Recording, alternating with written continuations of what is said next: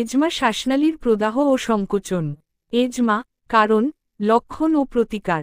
Asthma হাঁপানি একটি দীর্ঘমেয়াদী শ্বাসতন্ত্রের রোগ, যাতে শ্বাসনালীতে প্রদাহ ও সংকোচনের ফলে শ্বাসকষ্ট হয়।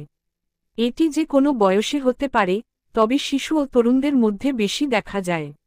এজমার কারণ, বংশগত প্রিডিসপোজিশন, এলার্জেন, ধুলো, পরাগ, পোষা প্রাণীর লোম, বায়ুদূষণ ও ধোঁয়া। তাই বায়ুদূষণ ও ধোঁয়া থেকে এজমা রোগীদের সচেতন থাকতে হবে। শ্বাসনালীর সংক্রমণ, শারীরিক পরিশ্রম বা ঠান্ডা আবহাওয়া।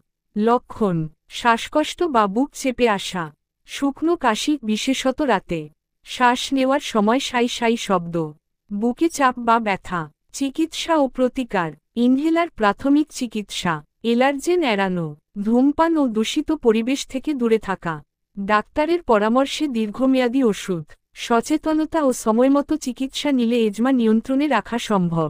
শ্বাস প্রশ্বাসের সমস্যা দেখা দিলে বিশেষজ্ঞের পরামর্শ নিন। আরও গুরুত্বপূর্ণ টিপস পেতে লাইক, কমেন্ট, শেয়ার ও চ্যানেলটি সাবস্ক্রাইব করে সাথেই থাকুন। ধন্যবাদ।